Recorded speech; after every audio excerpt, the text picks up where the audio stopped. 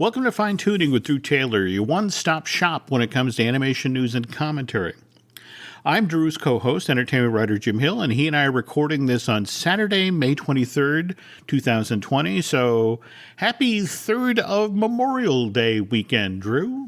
Why, thank you, Jim. What are you guys doing this weekend? Sorting through some irregularly shaped vegetables, perhaps? No, oh, God. You had to bring that up. Seriously, yesterday I was down to my last vegetable out of this pack of from Misfit Markets. It was a butternut squash. It's been sitting on my counter for 2 weeks now, mocking me. And Nancy was like, well, we go to Panera's. They have that wonderful squash soup. I found a recipe. Why don't you do this?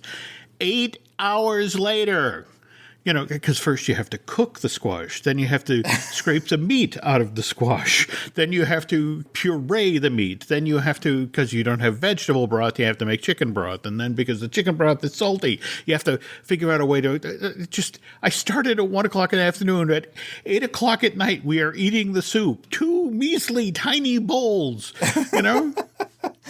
I think we're going to try to attempt Walt's chili this weekend, Jim, so I'll let you know how that goes. Okay, well, just remember, he died. Probably while in the middle of trying to make this chili, because the recipe is so long. Probably. Do they give you specific types of beans, or that sort of thing you're supposed to chase down? Yeah, I think they're supposed to be pinto beans. Are they pinto beans? There's some bean that we couldn't find in raw bean form, so we have canned. So we'll see if that throws off the whole thing or if it cuts down on the time or something. But, All right. Just striving for that Carnation Cafe goodness, Jim. You know what I mean? All right. From 3,000 miles away, I'll be looking on with sympathy. Because, again, just sort of like, I could go to Panera's and get this. All right. Anyway, okay, since last we recorded a Fine Tuning, a lot of news has broke. First and foremost, the Daytime Emmys news came down, and Disney Junior and Disney Channel actually did quite well. Total of 44 nominations, I want to say. That's amazing. A lot of DuckTales, right? Well, DuckTales picked up a couple, but oddly enough, the shows that did extremely well were Elena of Avalor, and I apologize. The show has been on for several years at this point. I think I've seen a quarter of one episode. Look great. I'm not a 6-year-old girl. Right. But again, they picked up 7 nominations and an 8th nomination for an hour-long special. Likewise, Rapunzel's Tangled Adventures, which, by the way, my nieces really, really like, and that just recently came to the end after its 3rd season. That got a boatload of nominations. Likewise, The Rocketeer. Have you seen the redo of Rocketeer with the little girl? Yeah, I watched a little bit of it. I'm such a huge Rocketeer fan, Jim, as you know. And it just seems like they're just holding on to the rights or something. It's just so far afield of what the original movie was. I mean, it's like modern day. It's Cliff's like great grandson or something is in it. I mean, what's his name is actually the voice of Cliff, Junior or the third or whatever. But I mean, if you think that Elena is young, Jim, this is like preschool. So yeah, it's not great, but the animation is fine. I mean, it serves its demographic, but I just want an honest to God remake or reboot of Rocketeer that is truly a successor to the original movie. I don't know. Do you love the movie too? I remember when the trailers first ran in theaters.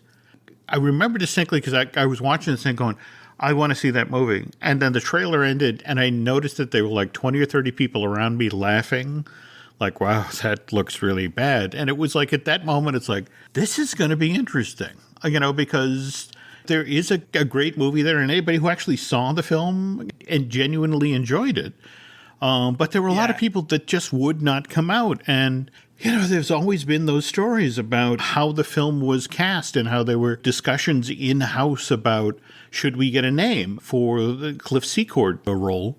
And, But you and I both know this was the time at Disney where the methodology about casting was try to get somebody, much like your irregular vegetables, a little past their prime, a little unwanted, But, we put him in a movie that how many movies they made with Bette Midler and Nick Nolte is like shocking from that period, Well, wasn't there a joke at one point that Jeffrey Katzenberg supposedly was lurking outside of the Betty Ford Center, and, as you came out, it's like, hey, wait, come here. But no, I enjoyed that film, and more to the point, the way it ends, they were deliberately setting up for a sequel, and if you do, the last time I watched it, I was really struck by that too. I had forgotten that they have the blueprints for the next. Mm-hmm. Yeah. That also has one of the great teaser posters of all time. You remember that kind of Art Deco poster that just said 1991 at the bottom? It was so cool. And Alan Arkin is wonderful in it. Timothy Dalton is especially wonderful in it. Yes. In fact, just that scene at the Griffith Observatory with Paul Soverino, it really holds up. But at the same time, have you ever seen The Family Guy where they do the old bamboo parody, a bag of weed, and at one point, Stewie makes a reference to the undesirables of society, and it's a line to the effect of guys who watch The Rocketeer. And it's like, so, Drew, we're kind of in a subset of a subset here. Wow. So, all right. Anyway, getting back to the actual animation news. Last show, we talked about how Gennady Tartakovsky's Popeye has been resurrected, now over at King Features. And on the heels of that news, what did you make of the news that Tuca and Birdie, which, remember, got canceled by Netflix last July? Yeah, it takes a lot to get canceled by Netflix. I think I still have a couple of shows still on Netflix, late into their 6th and 7th seasons. But yeah, I was shocked. Yeah. So, all right, it's all we know at this point. It's headed to Adult Swim, going to show up in 2021. Same deal, though. It's 10 episodes. And I gotta wonder, I know that, face it, anybody who watches Adult Swim knows that they're very comfortable with bloodletting. They're very comfortable with gore over there. But Tuca and Birdie really had, it's a strong female perspective. It's really leaned into the Me Too stuff. And the character of Tuca was fairly out there sexually. I'm just wondering if Adult Swim knows what it's getting itself into here. Oh, I'm sure they think that it'll generate some press, which I hope it does. I mean, my guess is also that before the new episodes begin, that the first season will air on Cartoon Network. I'm sorry, Comedy Central. So I think that we'll see from those edits maybe what the level they're comfortable with is going into the second season. Excellent point. Okay, cool. Yeah, all right. But I'm glad it's coming back. And no. Okay. Always happy when animators are employed. And yes. Speaking of animators being employed, what do you make of this Josh Cooley news? Him headed to Sony to direct his first live action Malamander. Yeah, I mean, I had never heard. Had you heard of the book before? The Thomas Taylor. I mean, This is the thing. Again, best-selling children's book. I'm sorry, I tend to be a couple of sections over from there these days. Yeah, I saw that he actually released a statement about, I've spent 17 years at Pixar. I'm hoping to bring some of that Pixar magic with me, which was not something he said for the Transformers movie, which has already been announced. So this will be after that, conceivably. Also, I think I've confirmed that movie will be an Industrial Light and Magic animation project.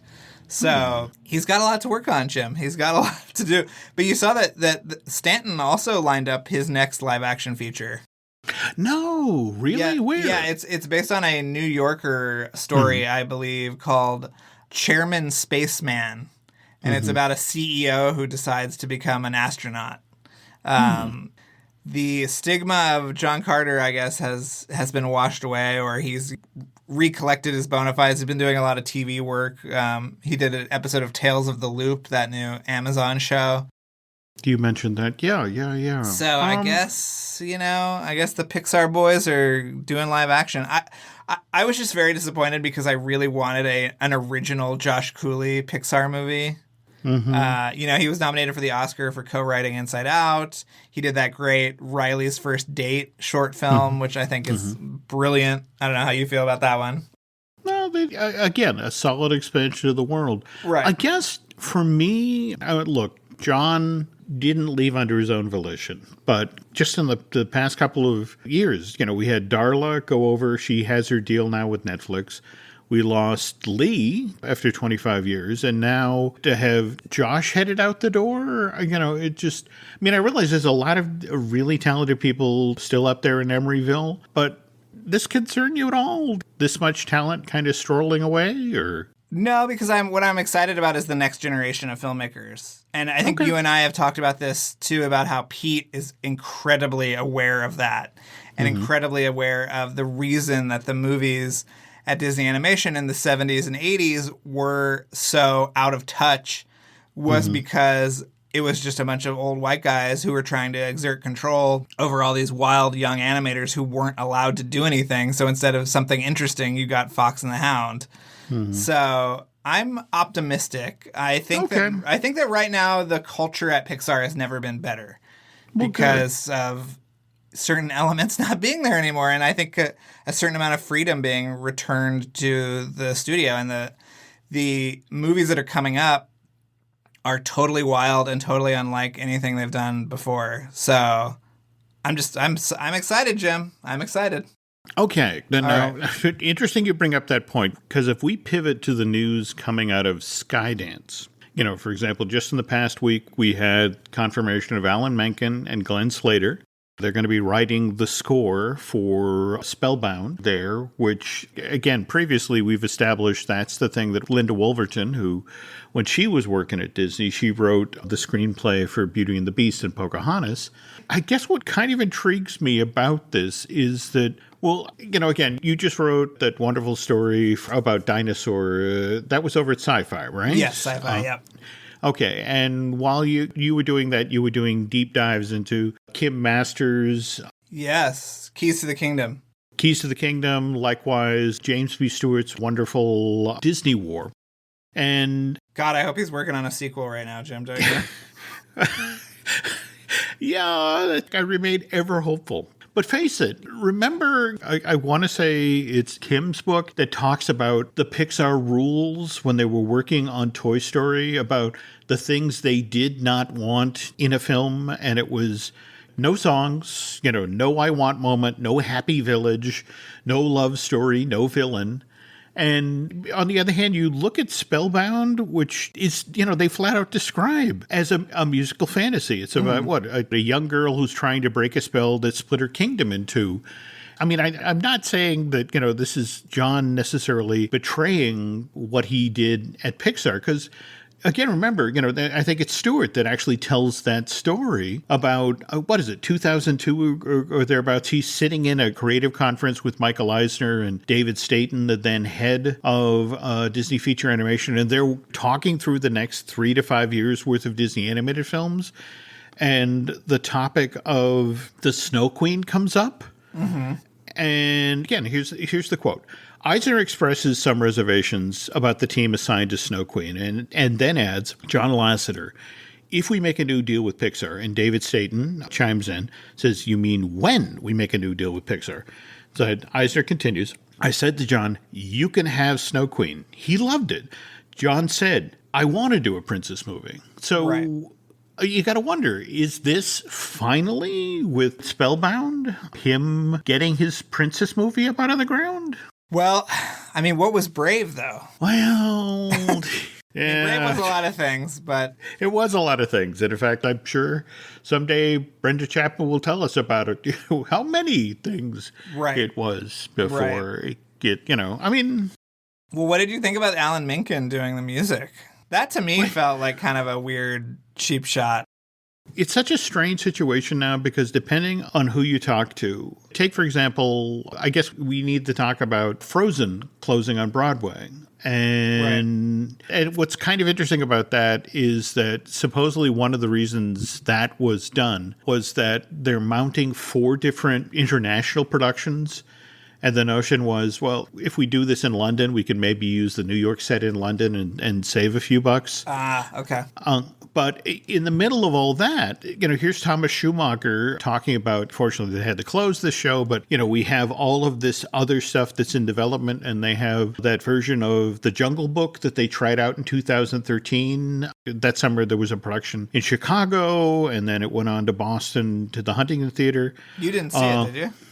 No, I missed it by inches. It was one of those things where it's like I had tickets, and then there was a family thing, and we didn't get down to the city to see it. The weird thing of it is they used a lot of the Sherman Brothers trunk songs to kind of, fill out the score. And the problem was that, again, they're Richard and Robert, wonderful, earworm songs, but it's just like, what does this have to do with the Rudyard Kipling? Right.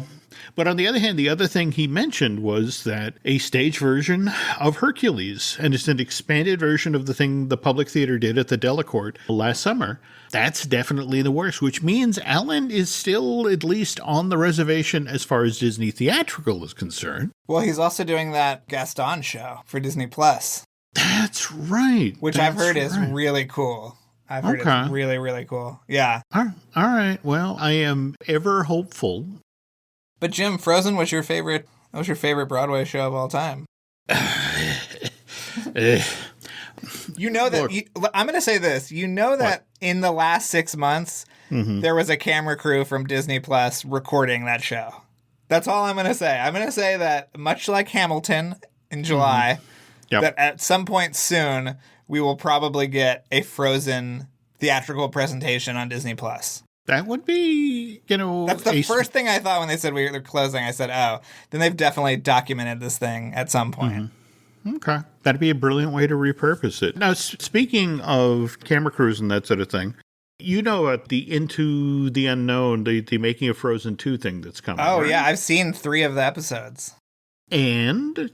I don't know how much I'm allowed to talk about it, but I loved it, Jim. It is so good. It is so rich for people like us, and it is so honest. It takes place a year out. You and I, are bemoaning the fact that it didn't start at 6 years or, whenever the last movie came out, but it is great. It is really, really great. Okay. Yeah. So, and all episodes are coming out on the same day on Friday, so you get to see the whole thing. Yeah. Okay, so again, June 26th, 6 episodes.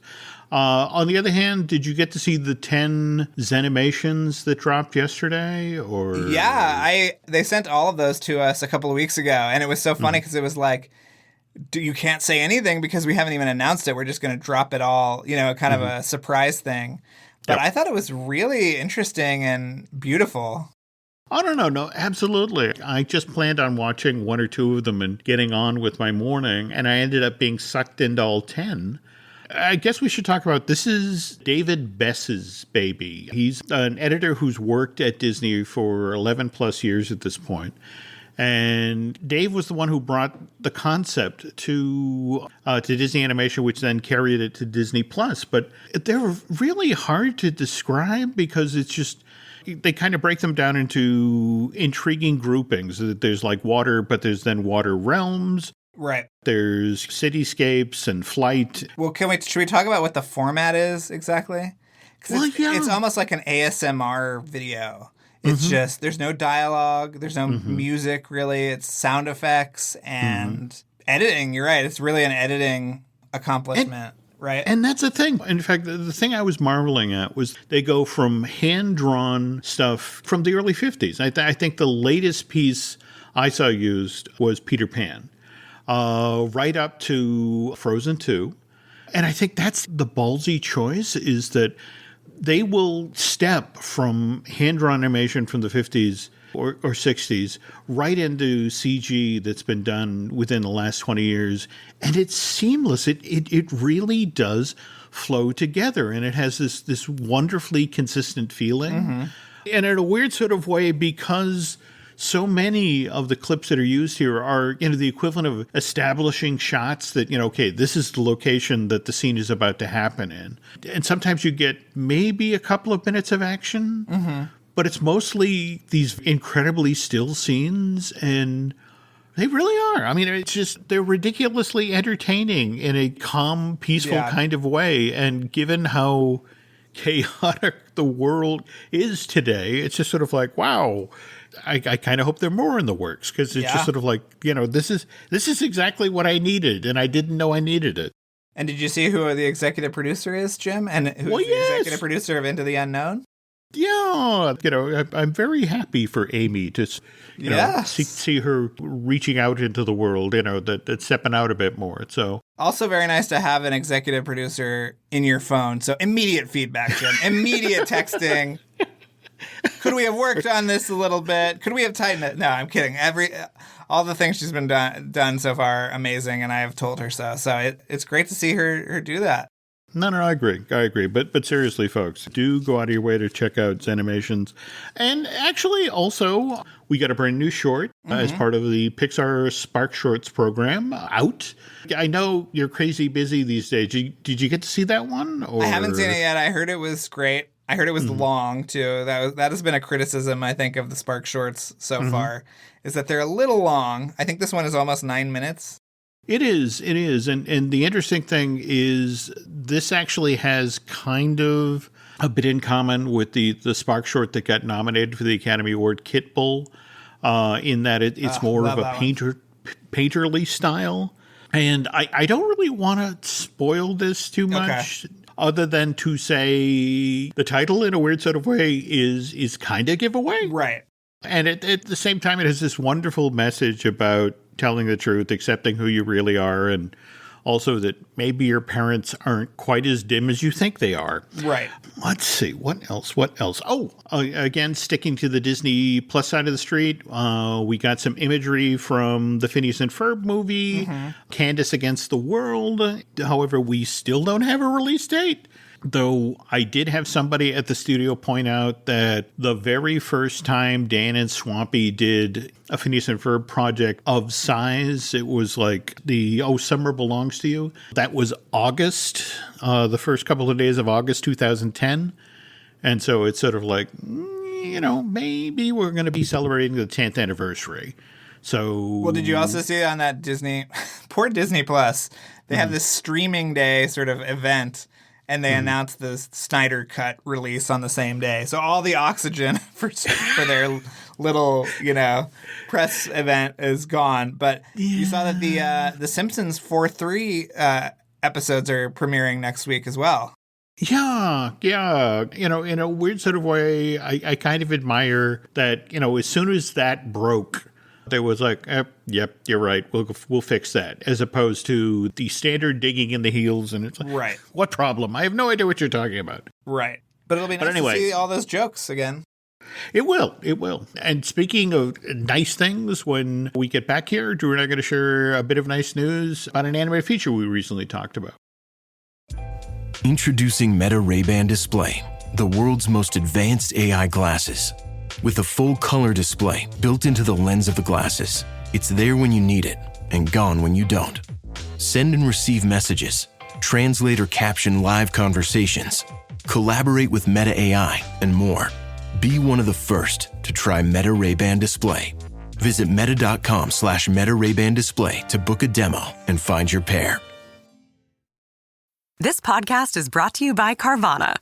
Carvana lets you buy your next car on your terms. Explore a massive inventory online, filter for what matters, and find your perfect match. Then choose delivery to your home or pick it up at one of Carvana's iconic car vending machines. Every car also comes with a 7-day money-back guarantee, so you can make sure it's the right fit. Buy your car on Carvana. Delivery or pickup fees may apply. Limitations and exclusions may apply. See our 7-day return policy at Carvana.com. Carvana. Okay, so it's been a month or so since we talked with Chris Pern, the director of The Willoughbys.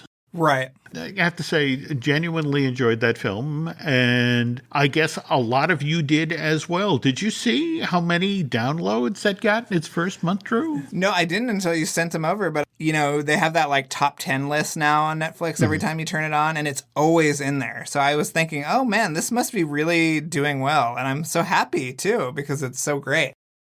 Yeah, yeah. But at the same time, I love that it would be terrific from my point of view to have Netflix become a home for these sorts of animated projects without having to deal with sort of the theatrical release that had this piece of straight pipe to connect with audiences. Though speaking of films that were released through subscription service or premium video on demand, do we have any numbers yet for Scoob or any sense of how it did? I have no idea. I mean, I haven't heard anybody talking about it. I don't know if you've seen people discussing it online or anything. No, I mean, in fact, the irony is the one thing I've seen people talking about is the very stuff that you had mentioned, the post-credit sequence with the other Hanna-Barbera characters coming in. So, you know, in fact, Tony was talking about, you know, the bigger universe and stuff we'll possibly circle around to for the sequel. But I wanted to harken back to what you talked about when you went there for the long lead day and the artwork you saw. Yeah. Did you see the Art of Lost and Canceled Media? Yeah, Yeah. they put up 4 shots from, again, the earliest attempt at doing Scoob. And they had, for example, the Mystery Machine in the middle of a Wacky Races race where, you know, you could see Professor Pat Pending in the background or the Arkansas Chuggabug. But the interesting thing is if you looked into the Mystery Machine itself, it was like you had Blue Falcon in there riding with them, but the vehicle was being driven by Penelope Pitstop. And they then had this other concept painting where the Mystery Machine, I guess, had broken down over the course of the race. So here's Penelope, you know, putting the jack in place while, I guess, Velma's pulled out the manual from the glove compartment and they've got Daphne, you know, working the phone call in AAA. But who's walking around from the back carrying the spare but Jabberjaw? And it was just one of these things where it's like, this has to have been some of the stuff that Drew saw. No, they didn't have any of this up. I mean, there was literally a Jabberjaw character model sheet. There was one for Adam Ant. There was one for Grape Ape. And that was pretty much it. Wow, this looks a lot more exciting than the movie. Well, you know, and in fact, you know, and that's the thing. They have that one final image of, I guess, Scooby and Penelope in her racer and, you know, and just sort of the notion of, okay, the two of them look like they're really getting along at that point. At one point, there was a much more ambitious melding of the shows here, and it would have been interesting to see what came out of it. But again, if enough of us download Scoob, maybe we will get Scoob too and get to see some of the stuff that Tony was talking about. I feel like we'll get to see Monkeys of Mumbai the way that these things are going. Oh, I'm actually hopeful with that. Kevin Lima, the would-be director of Monkeys of Mumbai, has been posting a lot of art and such on his Twitter feed. And, man, it's one of those things that the more you see, the more you want to see that movie. Speaking of seeing movies, just this past Wednesday, we had the relaunch of the Wonderful World of Disney TV Night at the Movies thing. And I have to tell you, Drew, that one of the things that made that especially fun is as Moana was running on ABC, you and a bunch of other folks were tweeting up a storm and sharing all of these amazing stories. It was you and Osnat Schurer, the producer of the film, and Jared Bush, the screenwriter, and not only that, but Lin-Manuel Miranda was chiming in with stories. Yeah, it was amazing. There were so many cool people involved. I mean, I was very, I wasn't even in the right time zone, but I saw people doing it and I was like, well, I'll just share a couple of fun things. And they got pretty good engagement. I think people liked my comments, so it was fun to do. Well, now speaking of which, now you mentioned that when you were working at Disney, creating content for Oh My Disney, you got to see at least one work-in-progress screening of Moana. And you talked about that from the first time you saw it, you knew it was a masterpiece. Oh, yeah. I thought it was going to be a much bigger hit. But, I was like, oh, my God, this is going to put this version out in theaters right now, and it'll make $1 billion, But, okay. Yeah. But that was a different version of the movie in a lot of ways. Like, for example, you talked about how in that version, that was where, Alan Tudyk was voicing the angry version of Hey Hey. Yes. And what was the conceit there? I mean, he basically attacked everybody? Or yeah, well, I mean, it was supposed to be Ron and John are the pig and the chicken. right? So Ron is the mellow, chubbier fellow, and John is angry and, thin and wiry and stuff. And when they showed all these presentations, the chicken's on the boat, the chicken's off the boat, the chicken is out of the movie completely. So to save the chicken, hashtag save the chicken, hashtag release the Snyder Cut, they turned the chicken into this dumbass, and I think it works so well. And they invented the thing where Hey swallows the stone, and then it swallows the mystical stone later, and so it was an interesting process. I think the version I saw too, Pua was on the ship the whole time. So it was Pua. I think maybe it was just Pua on the boat with Moana out to sea. And then that was a whole other thing too, is why is the pig on the boat? Can we have the pig be in the boat? And then that came that he's in the boat at the beginning, and then they have that terrible storm, and then the pig will not get back on the boat. So it was very interesting. Yeah. Wow. Okay. And speaking of Hey, though, Jared Bush chimed in with a story about, I guess, he had actually been assigned we have to officially write the rooster out of the film, but then he got a terrible case of the flu and was out for a week. And I guess during that time, that was when they realized that Hey's not angry, he's stupid. And that's funny. Jared comes back into work and, they're like, we figured it out. It's like, oh, congratulations. And to celebrate, I guess, they had this giant catered fried chicken dinner, which, I'm sorry. Mixed signals, Jim. Mixed signals. Yes, it seems highly inappropriate. Let's see, what else? Oh, Jared also told that great story about he had been assigned to write Grandmama's death scene for Moana. And, I guess he was having trouble working in the office, so he took off for the Starbucks that's up the street from the studio. And so he was sitting in there and he was kind of channeling all of his feelings about, well, what would happen if I lost my mom or, that sort of thing. So he's there working in Starbucks with tears streaming down his face, and they realize at one point that people are kind of eyeballing him out of concern. And it's like, oh, I'm the strange guy in Starbucks guy, now. So, now, speaking of which, though, did the version you see have Moana's mom in it? It was the first version with her mom. Well, it was the first version with her mom being alive. I should say that. Yeah. I think that was the version I saw was the first one where she was alive. Yeah. Because that was another big thing is she was dead. She was alive. It was hard to figure out where she was. But like I said in my tweet, I think it gave her more motivation to save the island. And it also sidestepped so many cliches from the older Disney movies. Oh, sure. But I have to admit, I was kind of stunned by the tweet where they were talking about that they made the decision only 6 months out. Okay, she has a mom. And it's sort of like, really? Yeah. That movie was very in flux. Speaking of which, Lin-Manuel chimed in and was talking about, well, first of all, I love the story that Disney hired him before Hamilton. I mean, I guess Hamilton, it was written and they were doing the off-Broadway workshops or that sort of thing. But it's really In the Heights that got him this gig.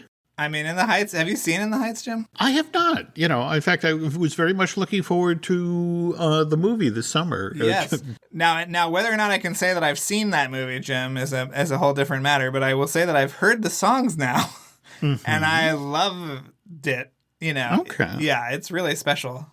I think you're gonna like the movie a lot. But here's the thing. So you hired this guy, and then as you're making your movie, well, first of all, he talks about the fact that, here he is working on Moana's big song, How Far I'll Go. But this is when Let It Go is exploding. Frozen has just come out, so this must be 2013. And the notion of I have to keep Let It Go out of my head while I work on How Far I'll Go. So that was the toughest song in the score. On the other hand, I guess You're Welcome was the easiest. He wrote that in 2 days. That was partially because it turns out he was such a huge Dwayne Johnson fan. And in fact, Osmond Shura was talking about when they were talking about Maui, He's like, look, there's only one person for this. It's literally only one guy. And, let's hope we can get him. So the fact that they got him for this film, and I guess Miranda was a big enough fan of WWE, he actually knew he could go to YouTube and find the episodes where Dwayne had sung at wrestling matches. Wow. And so he could, figure out what his range was. But yeah, then Miranda goes on to tell the story about they're going to have the initial recording session for You Welcome, but Dwayne's down in Florida, I guess, working on Ballers. And so Miranda has the one day off he has from appearing in Hamilton on Broadway. So he flies down on a Monday, and they're going to do the session. So he goes up to Dwayne and says, what do you think of the song? And it's like, well, where's the rap section? And he's like, sir, yes, sir. It goes off and immediately writes a rap section to drop into the song. And we're all the better for it, Jim. We are. The other thing they talk about is Lynn wanted from the get-go to sort of musicalize the climax of this movie. And the problem was, if you look back at Disney animated films, literally by the time you get to the climax, the songs are over. Because, again, you have to deliver the goods. You're running toward the curtain. So if you think about Sleeping Beauty, when it's time for Philip to battle with Maleficent as the dragon, there's music, but there's not a song. Likewise, when Aladdin is battling with Jafar as a snake, there's no song. And they tried so hard to give Jafar a song in that thing. Like, I once got to do an interview with Jonathan Freeman, and he talked about there must have been 3 different Jafar songs that they wrote, and, not a one of them made it into the finished film. But Lynn was determined that our movie is going to be the one that has a musical climax, and, and we're going to have a song. And it was only, he was in his dressing room and he was trying to figure out a way around it, because it's like, all right, maybe we do a reprise of something. And it was only then he realized that there was this great piece of music that had been written under the scene where baby Moana meets the ocean for the first time. And it's like, what if we did that piece of music, but with like a counter melody and with lyrics? Now suddenly it's a bookend, because, we're calling back to something earlier in the movie. And he was thrilled, but at the same time, he was doing all of this writing in his dressing room at the Richard Rodgers and then sending it to Disney. But, his secret weapon is he'd have all of his demos recorded by the cast of Hamilton. So even the crappy songs sounded wonderful, so it's like,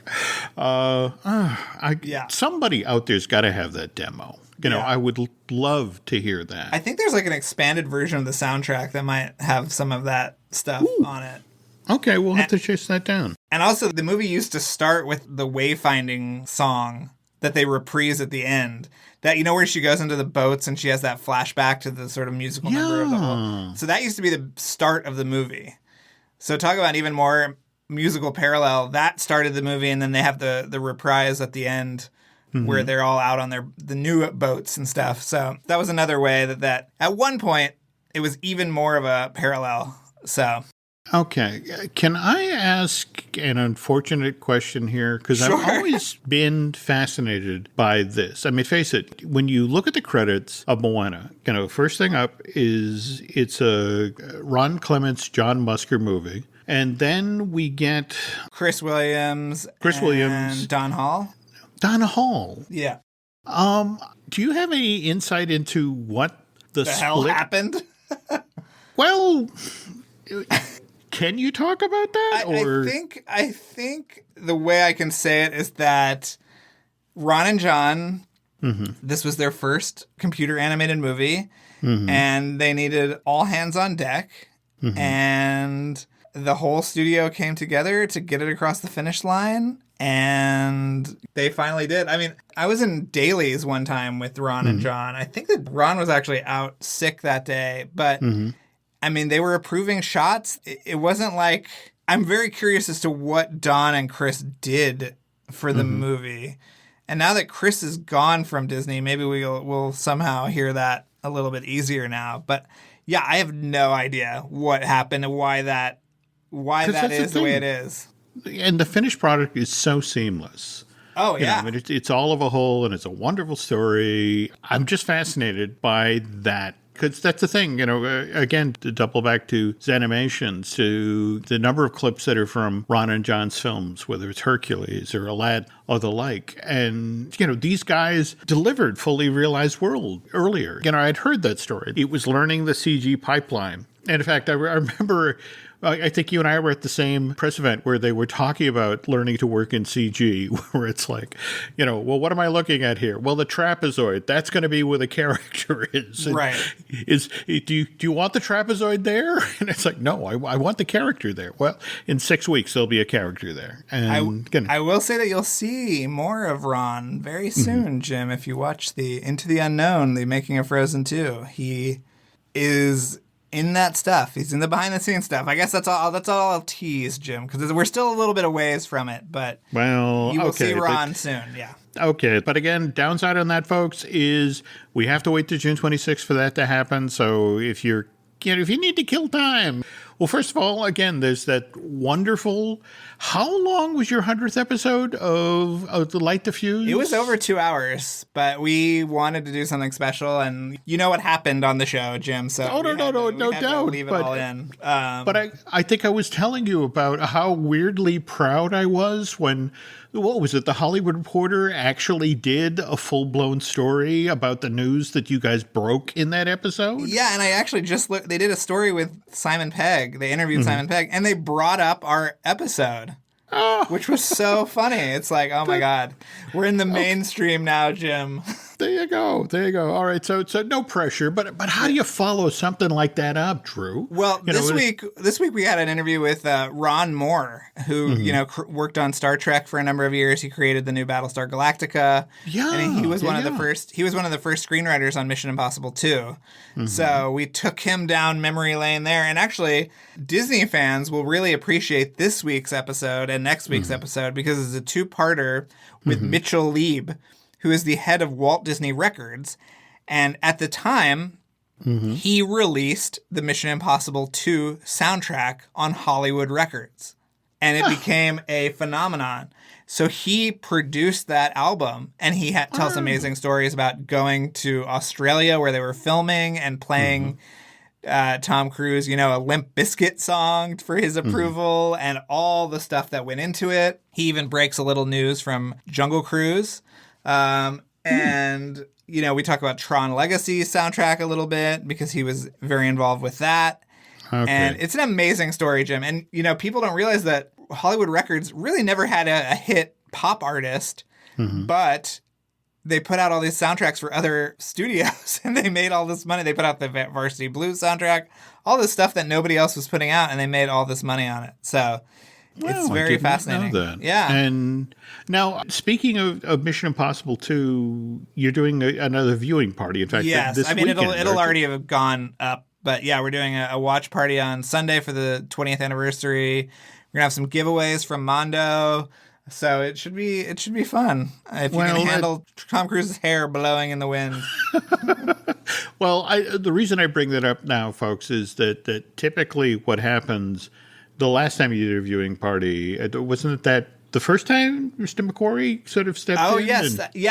Yeah. During the Fallout one, he came in and said, I'll answer some questions. So that's the thing. That I bring that up because it might be interesting to just sort of circle back on the Twitter feed that goes on during the screening party, because you never know who's going to chime in and what stories they're going to share. It's true.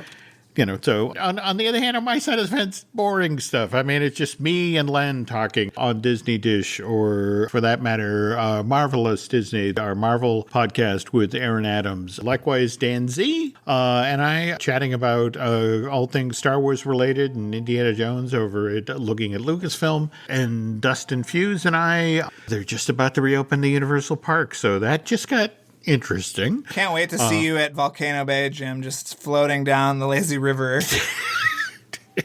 I'm sorry. How are we supposed to social distance at a water park? Exactly. You're gonna wear your mask on the. I'm thinking, in fact, circling back to Scooby-Doo. The deep sea diver outfit with like the steel round helmet. Yes. Yes. I'm looking for that, okay? It's slow-moving, but it's safe. Yes. And in fact, maybe the way I'll find out where I can buy one of those is, by chatting with Shelley Valladolid for our I Want That podcast. But anyway, now we were just talking about, again, social media, making sure that the folks are hooked up with your Twitter feed. And again, that is where again? Tailored, Tailored, and also like the Fuse Pod. But yeah, check it out. We'll be tweeting up a storm, I'm sure. Okay. And Nancy wants me to remind the world that we're also on Twitter and Instagram as Jim Hill Media, and over at Facebook at Jim Hill Media News. Now, again, Drew's very busy this weekend, viewing party and the like. I, on the other hand, I am seriously, I swear to God, folks, I am working on the pilot episode, just finishing up the script, which Drew and I will hopefully record next week. Don't want to say too much about it other than Disney fans are going to enjoy this one in a very weird sort of way. Yes. And I guess that will do it for now. But thanks for listening, folks. And Drew and I will be back soon. This episode is brought to you by LifeLock. It's Cybersecurity Awareness Month, and LifeLock has tips to protect your identity. Use strong passwords, set up multi-factor authentication, report phishing, and update the software on your devices. And for comprehensive identity protection, let LifeLock alert you to suspicious uses of your personal information. LifeLock also fixes identity theft, guaranteed or your money back. Stay smart, safe, and protected with a 30-day free trial at LifeLock.com/podcast. Terms apply.